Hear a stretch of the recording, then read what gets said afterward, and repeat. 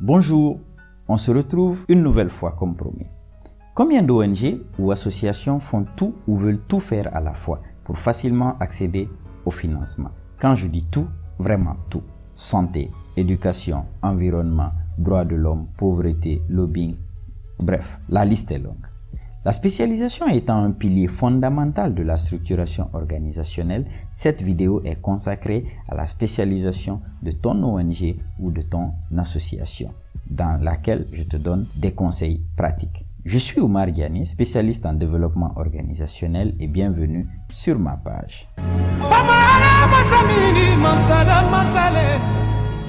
Plusieurs définitions sur les ONG existent, mais celle qui me semble complète et facile est celle du Business AM. Comme son nom l'indique, l'ONG ne doit ni être un État ni une institution internationale. Elle reste toutefois une personne morale qui intervient dans le champ national ou international.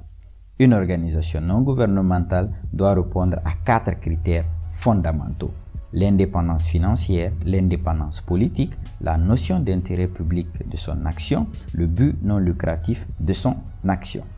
Ces missions sont variées et se concentrent généralement autour de l'action humanitaire, l'action environnementale ou l'action sociale. Certaines militent aussi pour les droits de l'homme ou mélangent tous ces secteurs d'activité.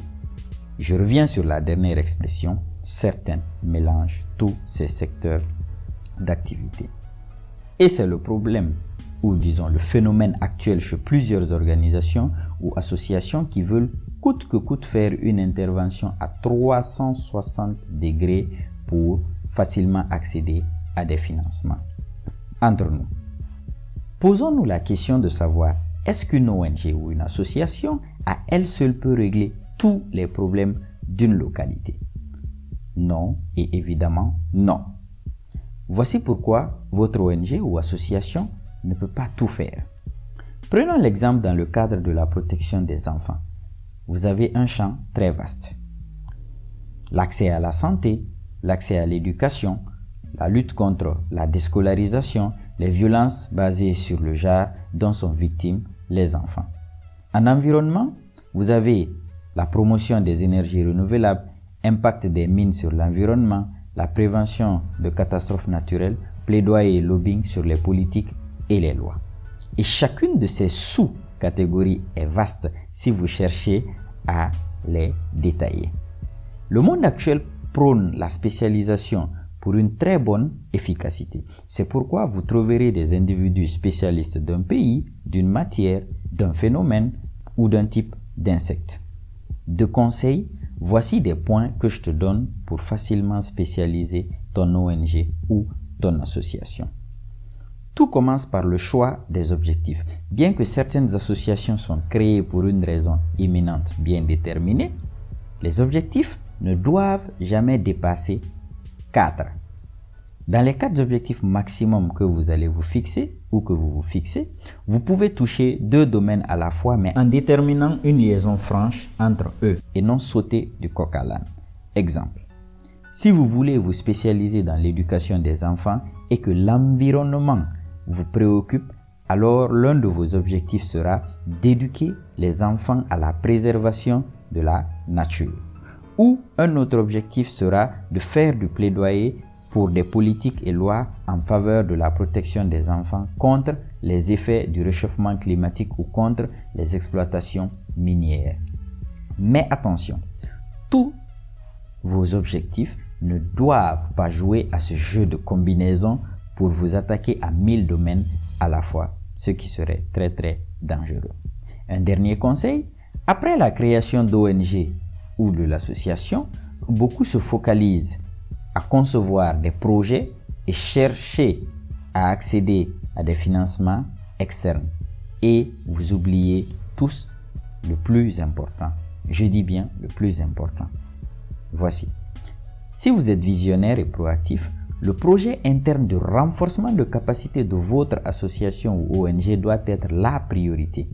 En réalité, il doit être un projet de 6 mois de planification et 6 autres mois d'implémentation.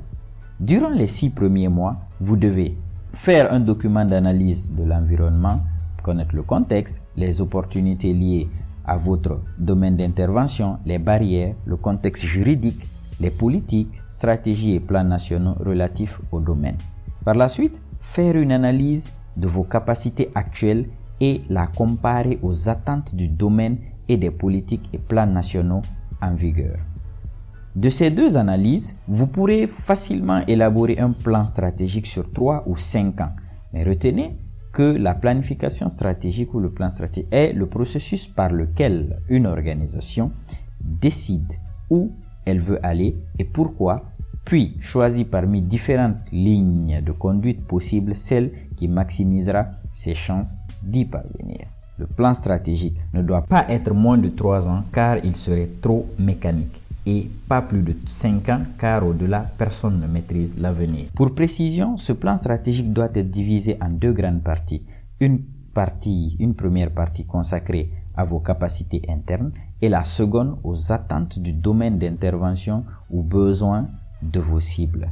Enfin, en termes de conseils sur ces points que je citais, identifiez les risques liés au domaine sur lequel vous voulez vous aventurer ou vous aventurer et faites un plan de gestion des risques. À partir de tous ces plans dont nous avons parlé, il faut élaborer un plan opérationnel pour chaque année qui représentera ou qui composera les projets et activités.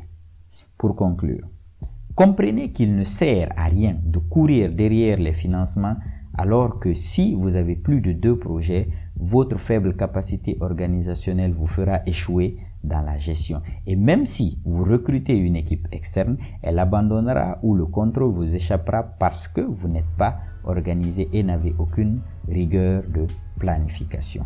Pour une efficacité de son ONG ou association, il faut s'inscrire dans un domaine qui vous définira tout au long de votre existence. Cela pour des raisons suivantes. Vous pourrez facilement acquérir de l'expérience dans ce domaine et la valoriser pour mobiliser les fonds.